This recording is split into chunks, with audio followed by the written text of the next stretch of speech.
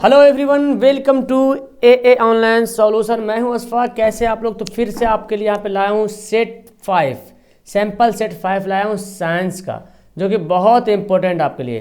तो आप लोग को मैं 1 2 3 4 पढ़ा चुका हूँ। अब बारी है 5वां सेट पढ़ने का। फटाफट यहाँ पे रोज सुबह 6 बजे आपका यहाँ पे सैम्पल सेट चलता है साइंस सोशल मैथ का। ठीक है, तो डेली आया करो और पढ़ा करो मजे से। ओके, यहाँ पे मैं आपको सब्जेक्टिव और ऑब्जेक्टिव दोनों प्रकार के यहाँ पे क्वेश्चन पढ़ाने वाले हैं। टोटल 80 नंबर का सवाल होगा। देखना है इसमें कि कौन बंदे में कितना दम है जो 80 का 80 लाएगा। तो चलिए स्टार्ट करते हैं। ओके, तो चलिए सवाल हमारा पहला यहाँ पे दिख रहा है और आपको यहाँ पे बनाना है 40 सवाल का जवाब देना है। ठीक है, चलिए तो सवाल हमारा फर्स्ट है कि प्रकाश तरंगे होती है चुंबकीय तरंगे या विद्युत चुंबकीय तरंगे या विद्युतीय तरंगे, इनमें से कोई नहीं। तो प्रकाश चुंबकीय तरंग होती है विद्युत चुंबकीय तरंग। क्या होती है? विद्युत चुंबकीय तरंगे होती है। ओके, यानी कि इसका आंसर कितना हो जाएगा? ऑप्शन इसका बी हो जाएगा। ओके, अगला सवाल क्या बोलता है कि प्रकाश एक रूप है। प्रकाश एक रूप है ऊर्जा का, कार्य का या शक्ति का या बल का। तो प्रकाश एक रूप है ऊर्जा का। क्या है? प्रकाश एक ऊर्जा का रूप है। ओके, तीसरा सवाल, कौन सा पदार्थ लाल लिटमस को नीला कर देता है? ठीक है, लाल को नीला कौन करता है? देखो, अम्ल में लिखते, जब अम्ल लिखते तो आम में ला आता लास्ट में, तो यानी कि नीला को लाल करता है। तो पता क्या चला? क्षार जो है लाल को नीला करता है। ठीक है, क्षार जो है लाल को नीला करता है। ओके, तो चलिए अगला सवाल देखते हैं। अगला सवाल क्या होता है? जब आपतन कोण का मान क्रांतिक कोण के बराबर होता है तब अपवर्तन कोण का मान क्या होगा? जब आपतन कोण का मान क्रांतिक कोण के बराबर होता है तब अपवर्तन कोण का मान क्या होता है? 0 डिग्री, 90 डिग्री, 45 डिग्री, 180 डिग्री। तो इसका आंसर होगा 90 डिग्री, है ना, 90 डिग्री होता है। ओके, चलो अगला सवाल पढ़ते हैं। अगला बोलता है कि हाइड्रोजन के 2 परमाणुओं के बीच कितने आबंध होते हैं? यानी कि हाइड्रोजन परमाणु जब बनाते हैं ना, तो हाइड्रोजन तो एक ही परमाणु का होता है। तो हाइड्रोजन यहाँ पे जब मिलेगा तो एक एक परमाणु जो है सहसंयोजक बंधन बनाएगा, सहसंयोजक बंधन, यानी कि एकल बंधन होगा ना, एक बंधन जिसको बोलते हैं एकल बंधन बोलते हैं। ओके, चलो अब सवाल नंबर 6 पढ़ते हैं। ओके, तो सवाल हमारा 6 क्या बोलता है जी? आंख पर पड़ने वाले प्रकाश की तीव्रता को इनमें से कौन जो है नियंत्रित करता है, कौन जो है इनमें से कंट्रोल करता है? आंख पर पड़ने वाली प्रकाश की तीव्रता को कौन कंट्रोल करता है? रेटिना, पुतली, परितारिका या कॉर्निया? तो 6 का आंसर हो जाएगा पुतली, है ना। कौन करता है? पुतली जो है आंख पर जो प्रकाश पड़ती है उस प्रकाश को कंट्रोल कौन करता है? पुतली करता है। अगला सवाल है, नेत्र गोलक का व्यास लगभग कितना होता है? नेत्र गोलक का व्यास कितना होता है? 4 सेंटीमीटर, 2.3 सेंटीमीटर, 3.8 सेंटीमीटर, 3.2 सेंटीमीटर। तो नेत्र गोलक का व्यास होता है 2.3 सेंटीमीटर। क्या होता है? 2.3 सेंटीमीटर। ओके, तो 8वां सवाल पढ़ते हैं। 8वां सवाल बोलता है यहाँ पे, 8वां बोलता है क्या कि इनमें से, एक मिनट, निम्न में से कौन सा स्वच्छ ऊर्जा स्रोत है? निम्न में से कौन सा स्वच्छ ऊर्जा का स्रोत है? कोयला, लकड़ी, प्राकृतिक गैस, इनमें से सभी, है ना। स्वच्छ ऊर्जा का स्रोत है वो है कौन? प्राकृतिक गैस, यानी कि 8 का आंसर हो जाएगा ऑप्शन सी हो जाएगा।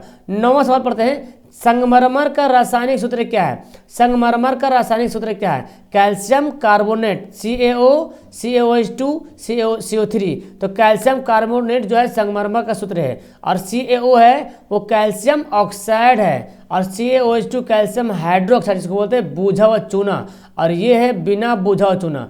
ओके, चलिए तो अगला सवाल पढ़ते हैं कि घरेलू विद्युत परिपथ में घरेलू विद्युत आपूर्ति करने वाली प्रत्यावर्ती धारा की आवृत्ति कितनी है? कि घर में जो हम AC धारा जो लेते हैं वो कितना लेते हैं? ऑप्शन होगा 50 हर्ट्ज, है ना। 50 हर्ट्ज हम लोग, 50 हर्ट्ज आवृत्ति की जो हम लोग AC धारा घर में आपूर्ति करने के लिए इस्तेमाल करते हैं।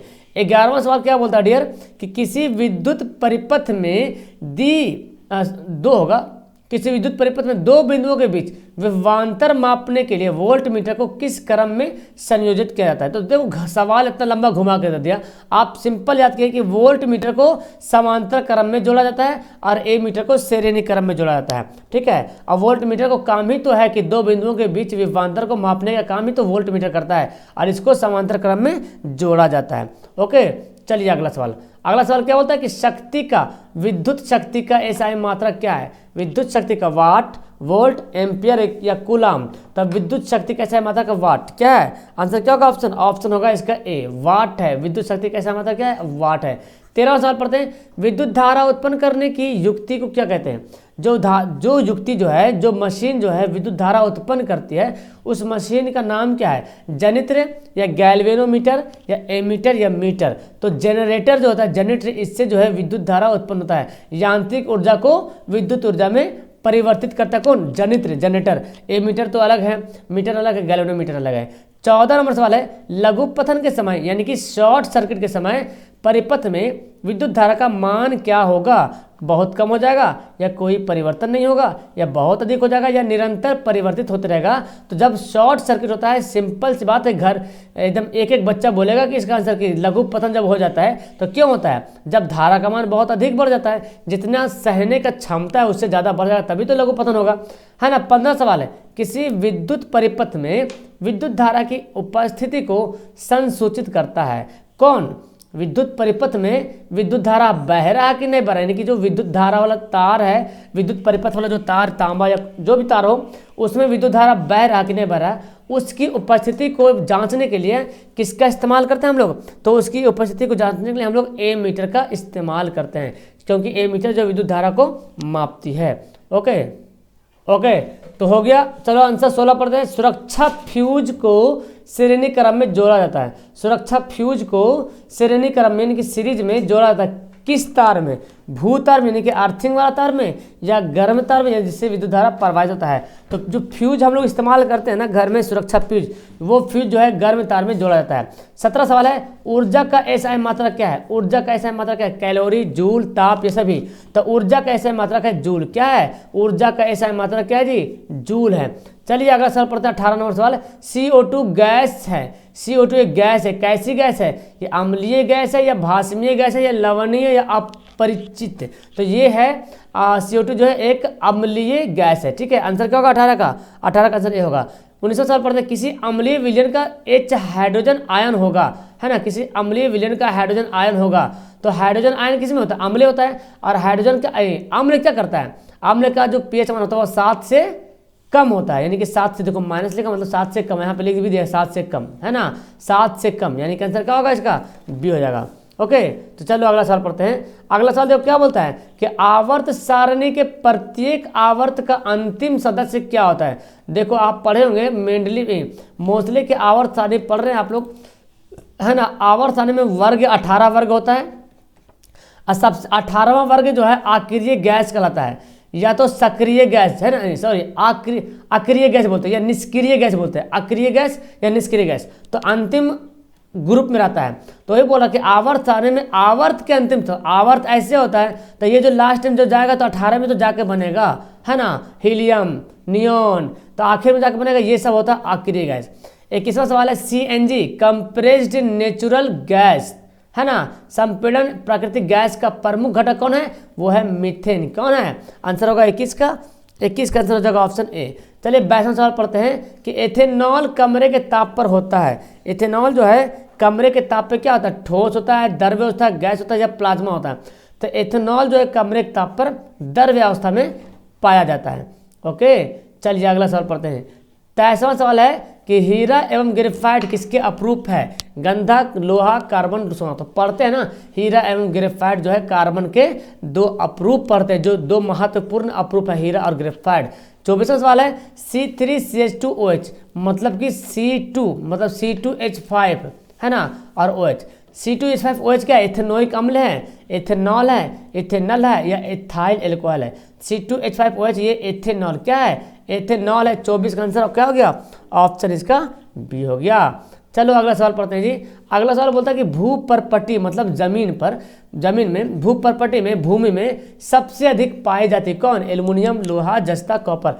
तो सबसे ज़्यादा जो है एल्यूमिनियम पाया जाता है भूपर्पटी पर। ओके, 26वां सवाल है, ताप बढ़ने से चालक का प्रतिरोध क्या होता है। जब ताप बढ़ा देंगे तो चालक का प्रतिरोध क्या होगा, ताप बढ़ने पर चालक का प्रतिरोध बढ़ता है। और अगर अर्धचालक बोलेगा, है ना, तो अर्धचालक का प्रतिरोध क्या होगा, घट जाता है। 27वां सवाल है, धातुओं की प्रकृति होती है, धातुओं की प्रकृति कैसी होती है, धनात्मक या उदासीन या विद्युत ऋणात्मक या इनमें से कोई नहीं, तो धातुओं की प्रकृति क्या होती है, धनात्मक होती है। धातुओं की प्रकृति जो होती है वो धनात्मक होती है। ओके, इसका आंसर क्या होगा, ऑप्शन ए इसका राइट होगा। ओके चलिए, तो आंसर क्या हो गया, ए हो गया। चलिए अगला सवाल पढ़ते हैं। अगला सवाल यहाँ पे देखो, दिख रहा आपको, एक मिनट ये दिख रहा। चलिए, बोलता क्या है, विरंजक चूर्ण, विरंजक चूर्ण बनता है, किससे बनता है, कैसे बनता है, ठीक है ना, सुन रहे मेरे बात आप। विरंजक चूर्ण बनता किससे, तो विरंजक चूर्ण बनता है बूझे हुए चूने एवं क्लोरीन की अभिक्रिया से, है ना। बूझे हुए चूने एवं क्लोरीन की अभिक्रिया से विरंजक चूर्ण बनता है। 29वां सवाल है, जिप्सम का सूत्र क्या होता है। देखिए लीजिए कैसा सवाल है, जिप्सम का सूत्र, और जिप्सम का सूत्र होता है calcium sulphate into 2H2O, calcium sulphate into 2H2O। तो क्या आंसर होगा, ऑप्शन 29 का आंसर हो जाएगा, ऑप्शन ए हो जाएगा। देखो कैसे कैसे सवाल दिया, कन्फ्यूजन वाला है ना, आगे पीछे करके यहाँ पे दे दिया है।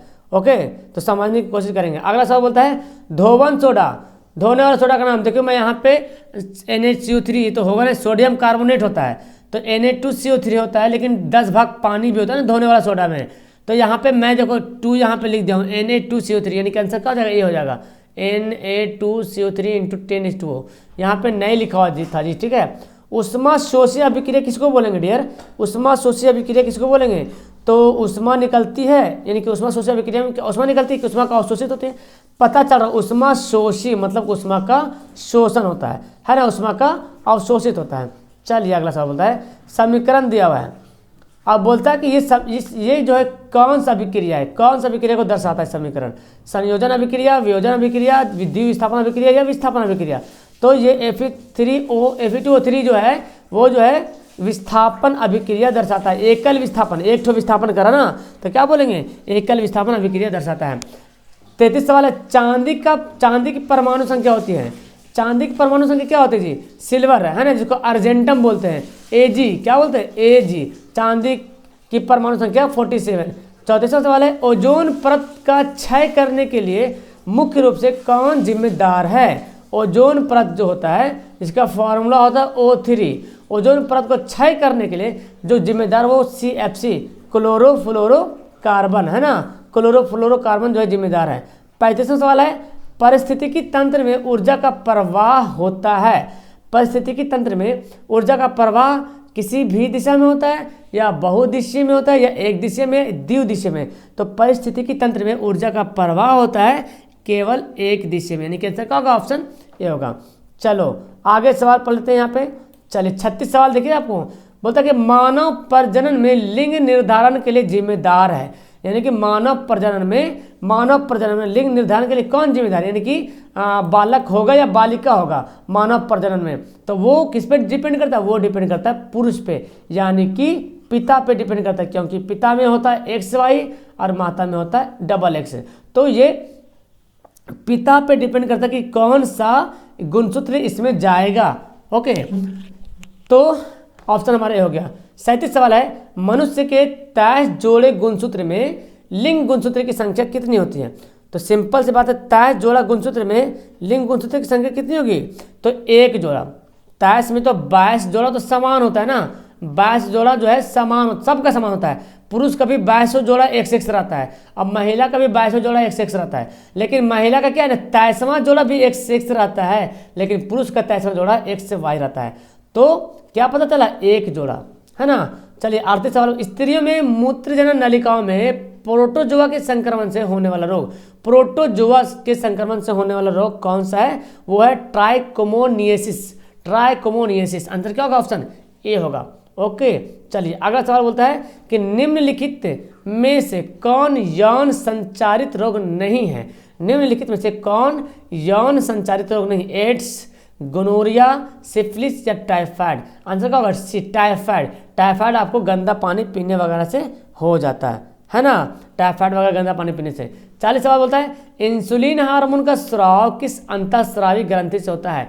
इंसुलिन हार्मोन का स्राव किस अंतःस्रावी ग्रंथि से होता है, विरेचन, अग्नाशय, अंडाशय या पीयूष ग्रंथि। तो 40 का आंसर होगा ऑप्शन बी, अग्नाशय से। किससे होता है, अग्नाशय से। 41 सवाल है, फल पकाने वाला हार्मोन इनमें से कौन है। इनमें से कौन हार्मोन है जिसको फल पकाने वाला हार्मोन कहा जाता है? वो है एथिलीन, और ये गैसीय रूप में पाए जाने वाला हार्मोन है, गैसीय रूप में, ठीक है, गैस के रूप में। 42 सवाल बोलता है कि निम्नलिखित में से कौन परबल अम्ल है? तो परबल अम्ल और दुर्बल अम्ल ये पढ़े होंगे आप, ठीक है। तो परबल अम्ल H2SO4 HCl HNO3, यानी कि सभी के सभी क्या है? परबल अम्ल है। दुर्बल अम्ल बोले तो CH3COOH है ना, ये है दुर्बल अम्ल। 43 सवाल बोलते हैं पुष्प का कौन सा भाग परागकण बनाता है? पुष्प का कौन सा भाग परागकण बनाता है? तो ऑप्शन देखें, क्या बोल रहा, बाहादल, पंखुड़ी, पुंकेसर या स्त्री केसर? तो पुष्प का पुंकेसर होता है जो परागकण बनाता है। 44 सवाल है परागकोश में होते हैं, परागकोश में क्या होते हैं? परागकोश में होते हैं परागकण। क्या होते हैं? परागकोश में परागकण होता है। क्लियर है? तो आंसर क्या हो गया? ऑप्शन इसका जो है सी हो गया। ओके, अगला सवाल पढ़ते हैं। किसी जीव की जीनी संरचना कहलाती है, किसी जीव की जीनी संरचना कहलाती है, क्या कहलाती है? फेनोटाइप, युग्मक या जेनेटिक्स या जीनोटाइप? तो देखो जेनेटिक्स और जीनोटाइप इसमें बच्चा फंस जाता है, तो आंसर होगा जीनोटाइप। क्या होगा? जीनोटाइप।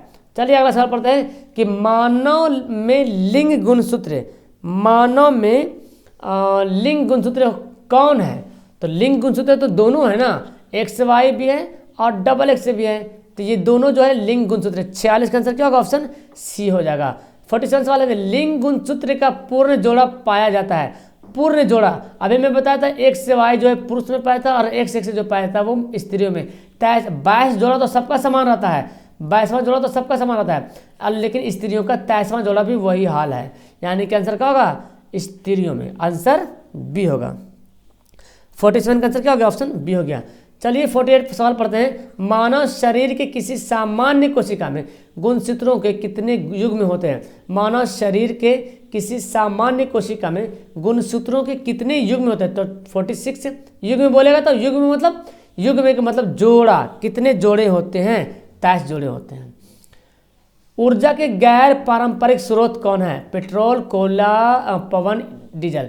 तो गैर पारंपरिक स्रोत है वो कौन? पेट्रोल है ना। क्या आंसर होगा? सी होगा। 50वां सवाल था, इसमें 50 सवाल दे दिया आपको। दो तंत्रिका कोशिका के मध्य खाली स्थान को क्या कहते हैं? दो तंत्रिका कोशिका के मध्य खाली स्थान को क्या कहते हैं? सिनेप्स। क्या कहेंगे?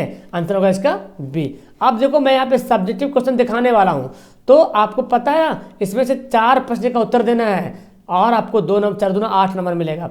उत्तल लेंस किसे कहते हैं? उत्तल लेंस के 2 उपयोग करते, लिख दीजिएगा आराम से। हम वाहनों के में उत्तल दर्पण के पश्च दृश्य दर्पण के रूप में वरीयता क्यों देते हैं? मतलब वाहन में हम पीछे देखने के लिए हम जो है उत्तल दर्पण का इस्तेमाल क्यों करते हैं, इसके बारे में लिखना है, ठीक है। ज़्यादा नहीं, कम से कम आपको 30+ शब्द में लिखना है। लघु पतन से आप क्या समझते हैं? विद्युत विभव एवं विभवांतर में क्या अंतर है? विद्युत परिपथ में अतिभारण का क्या मतलब है? फ्लेमिंग के वाहम हस्त नियम बताइए। विद्युत धारा क्या है, इसका समीकरण मात्रक लिखिए। आदर्श ईंधन की विशेषता बताइए। मेरे ख्याल से मैं जितना सवाल पढ़ाऊँ ना सब के सब मैं आपको पढ़ा दिया और 9 बजे वाला वीडियो में, ठीक है, तो जरूर पढ़ लेना। अच्छा देखो लॉन्ग सवाल, दृष्टि दोष क्या है? एकदम बहुत इंपॉर्टेंट सवाल दे रही है, दृष्टि दोष क्या है, फिजिक्स का बहुत इंपॉर्टेंट सवाल है। 10वां सवाल है प्रतिरोधों का समांतर क्रम संयोजन या पार्श्व संयोजन समतुल्य प्रतिरोध निकालना है, ठीक है, ये हो गया फिजिक्स का। केमिस्ट्री देख लो डियर, केमिस्ट्री क्या बोलता है जी कि रासायनिक समीकरण को संतुलित करने के लिए हिट एवं ट्रायल विधि के उदाहरण दीजिए।